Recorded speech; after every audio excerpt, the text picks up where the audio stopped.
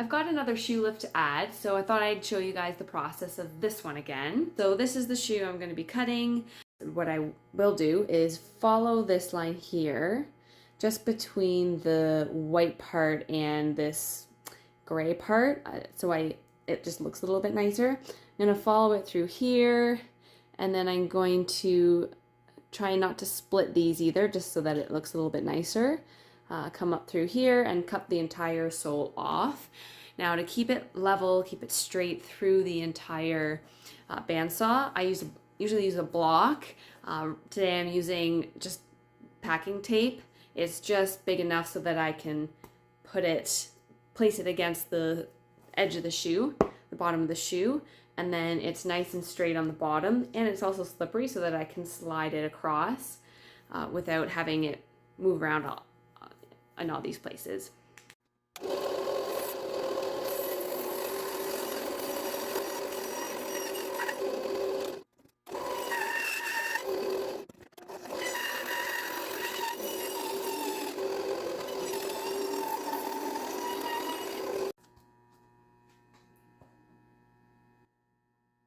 Now that I've cut the shoe in half, what I will do is smooth it out so that there aren't any ridges that could interfere with the gluing. So if there's a little bit of a ridge, sometimes the material won't go into the ridge very well. It won't stick properly, so then it can come unglued easily. So I'm just going to smooth the entire surface off on both the bottom sole as well as the top here, so that the material can glue on easier. And I am definitely keeping this sole because I'm going to glue it on after. So I'm using the original sole, and the reason I can do it with something like this is because this shoe is thick enough and I didn't have to ruin any of the shoe I didn't have to ruin the sole. I didn't have to get close enough so that it would ruin the inside of the shoe. So it's thick enough so I can save the sole to put on afterwards.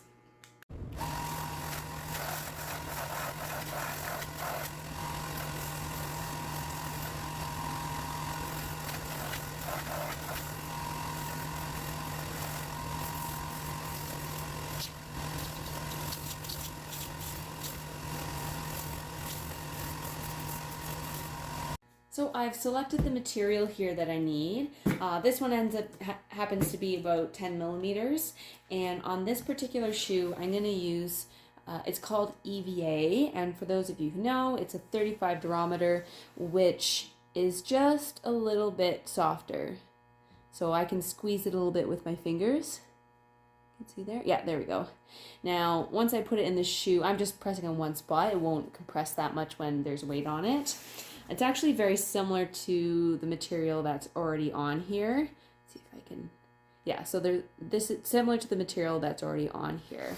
So basically just replacing or adding what's already there. So I'm going to be tracing this to determine how much material I need. I just line it up. I give myself a little bit of room on all sides just in case. So I gotta trace what I need, and then at the front I just roll it up so that I make sure there is definitely enough material there, and then there's my shape, and then I'm just going to cut that with a bandsaw.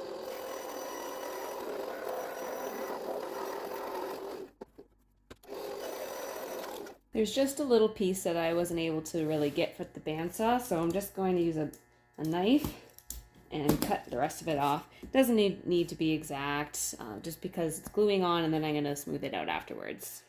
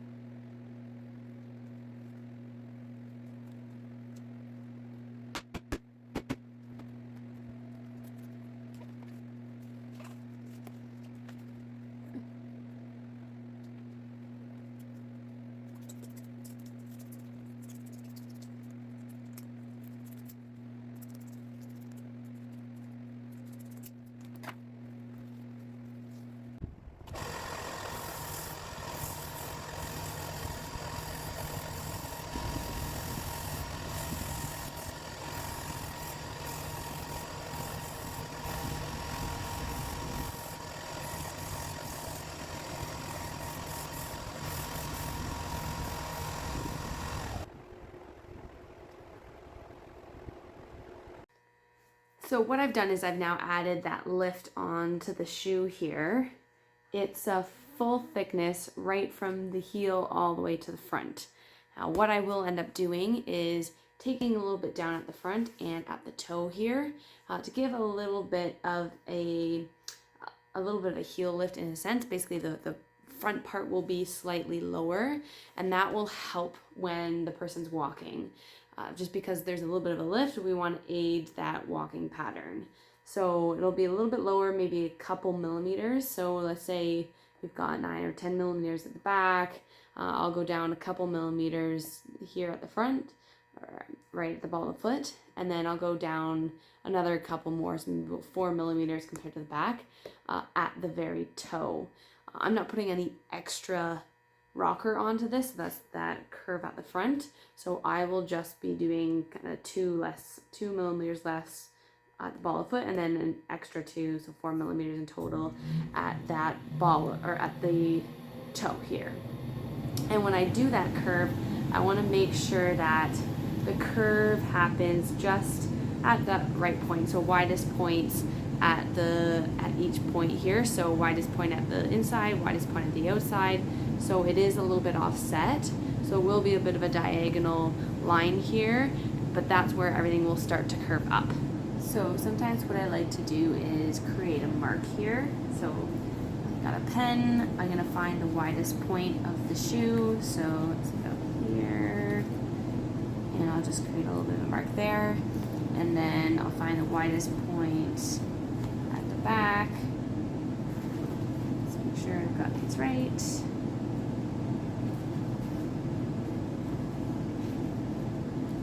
Okay, so I've got my 2 lines there, so I'm just going to connect those roughly. My pen's running out. Connected those roughly, so that's where I'm going to start my curve a little bit higher up.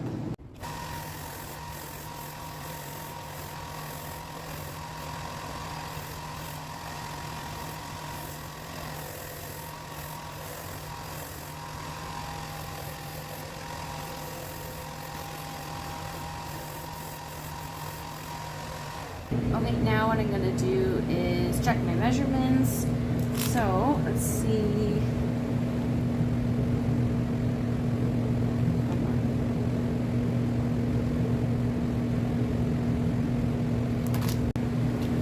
Okay, after my first measurement, I was a little bit off, so I'm going to check again, see if I'm a little closer.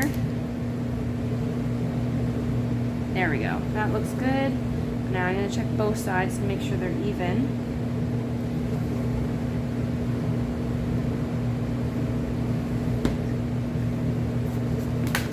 And what I also want to check is to make sure that my points are in the right spot. So that one looks maybe a little touch far back, so I want the widest point. It's right about here. Oh, actually not too bad. Yeah, that's looking pretty good right there. And on the other side, find the widest point. Yeah, that's looking good as well. I just have to take it down a little bit on the inside, just because it's slightly thicker, and I'm not going to be too concerned about that, because I'm going to end up adding an extra piece anyways to increase the inside.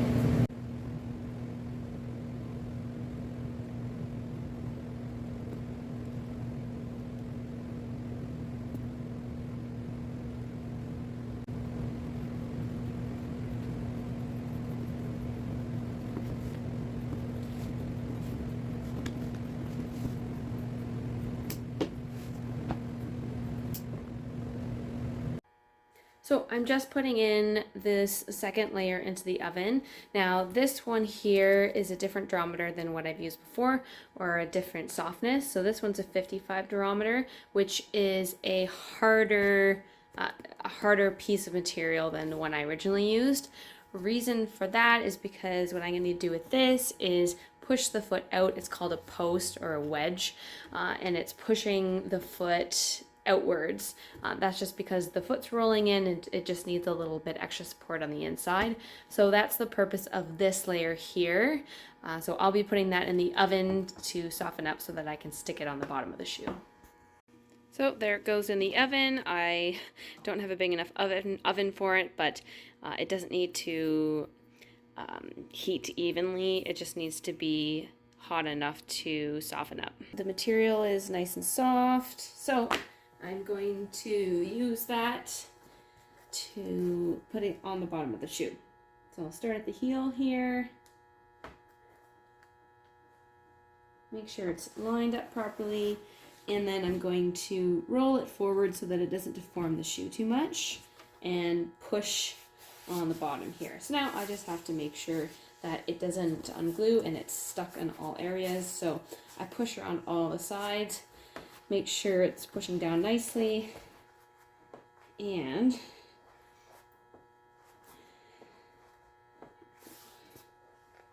so right here I'm actually pushing down from the top of the shoe down, just because when I put the other piece of material on, the heel deformed in slightly. So I'm just making that flat again. Okay, and I'll slam it a few times.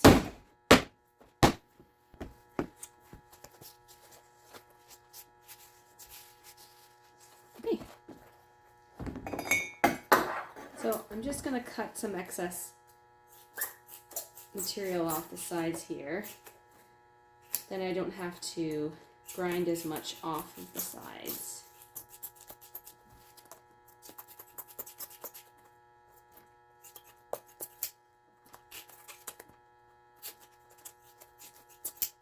Okay, and there we go. So there's still a little bit of excess material there, so I'm just going to grind it off on the machines.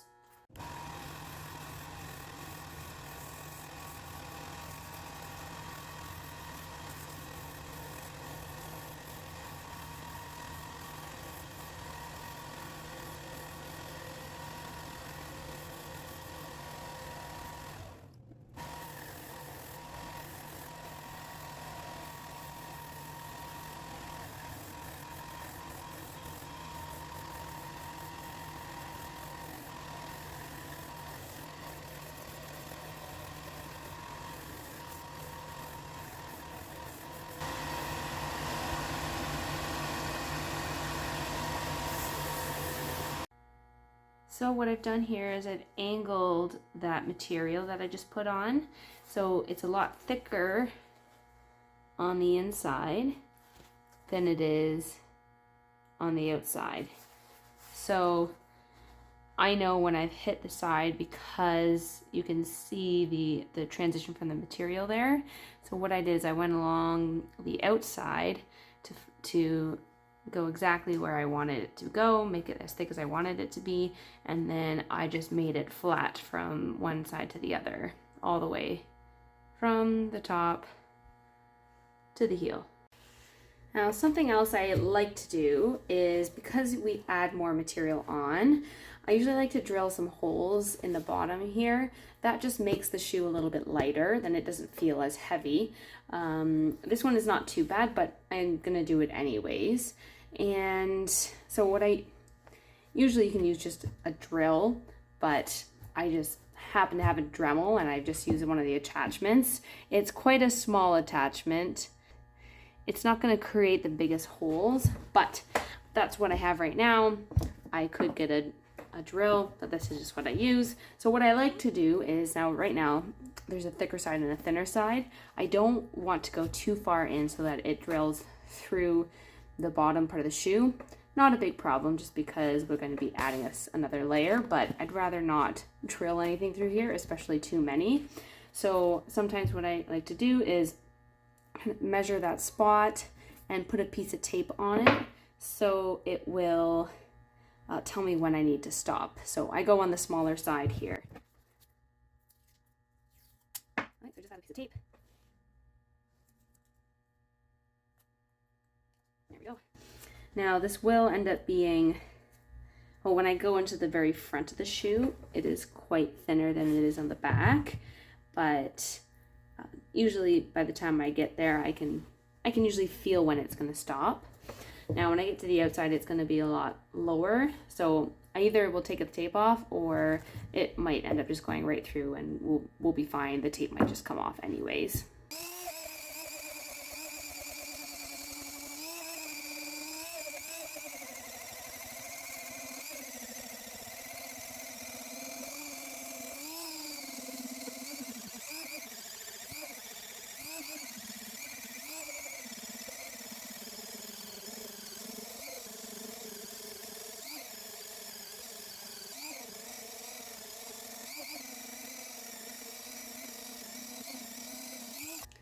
So there's all the holes. Obviously with a larger drill, wider diameter drill, or a bit, it wouldn't take as long. There'd be way less holes you need to put in. That's just what I use, what I have. Now the other thing is, I probably, because of the softer material I used and the thickness I used, I probably didn't really need to do this. I could probably get away with it, but I'd rather just do it now because it's easier for me to do it now than to have to take it off and redo it again if somebody thinks that the shoe is a little too heavy. Now, I also make sure that I'm not too close to the edges, especially because the edges, I'm not completely flush, so I'm going to be taking it in just maybe a couple millimeters, but I usually like to have about a centimeter between the edges, just to give it the bottom will stick a little bit easier. So what I did do beforehand is I put it pretty close. These sides here, I grinded it so that there were only about a millimeter or two left here. So I did do that right before I put these in, just so it gives me a better idea about how close I can go to the edges of the shoe.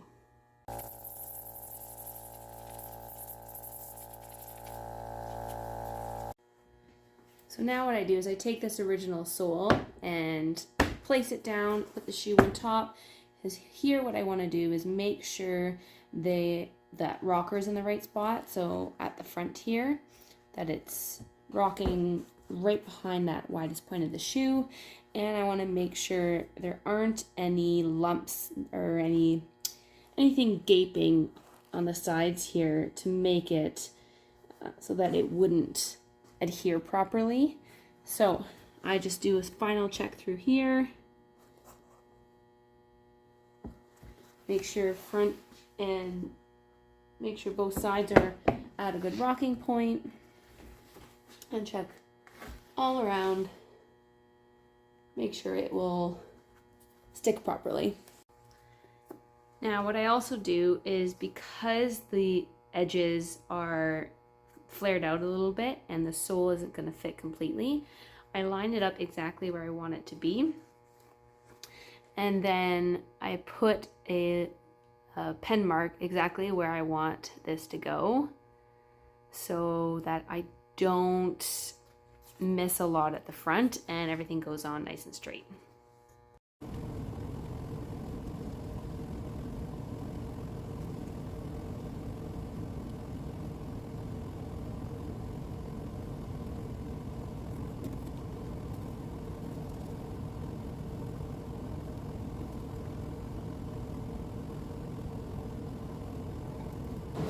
So now I have the one coat on the final layer. Eventually, once it dries, I'm just going to put a second coat on, and then that's when we will finish it off. So just finishing it off here, both sides have been glued, so I'm going to heat both sides to activate the glue and then stick the pieces together.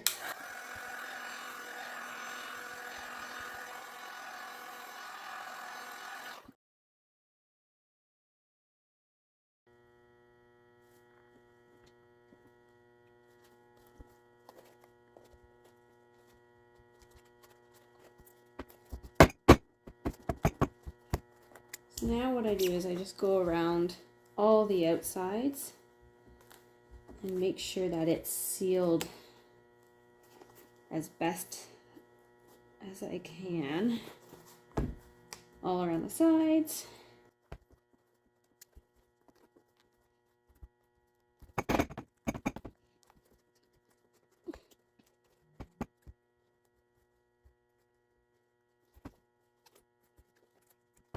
Okay, so now that it's all sealed, I'm going to take all the excess material off, because as you can see, I have it pushed forward a little bit so that it will fit nicely at the front. So I'll be making sure this is all lined up here.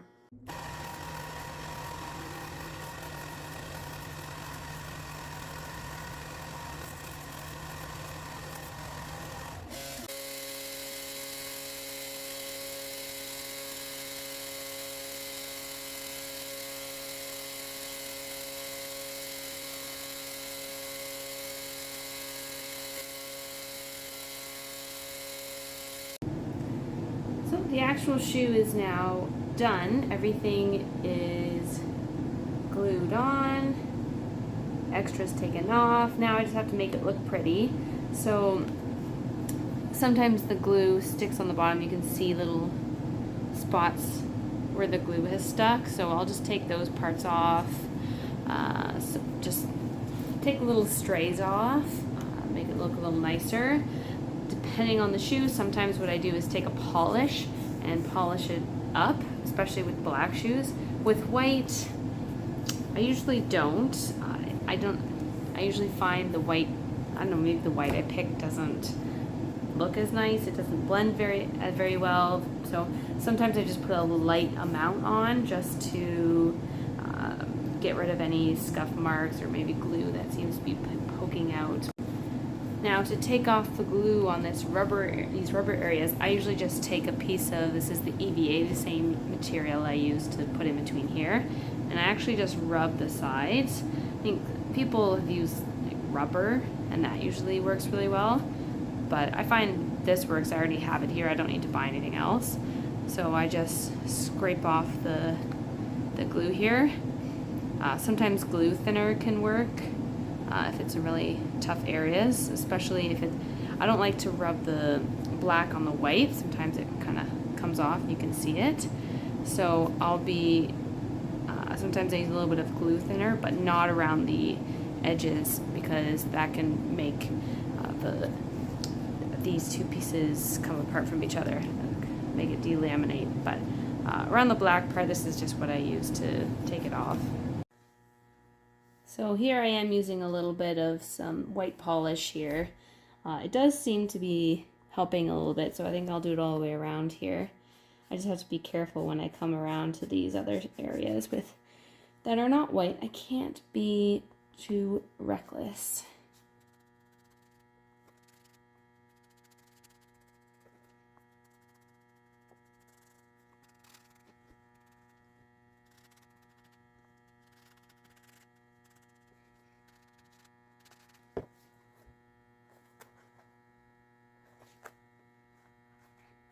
So what I'll do is I'll let that dry, and then I usually spray like a water and stain protector over it.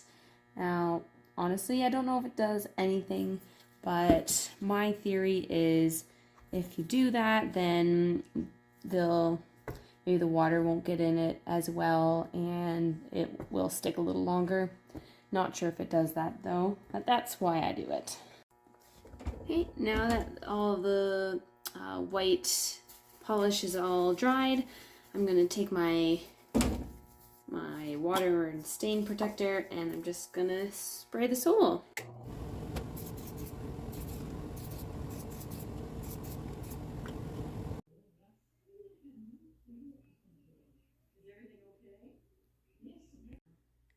And there's the finished product.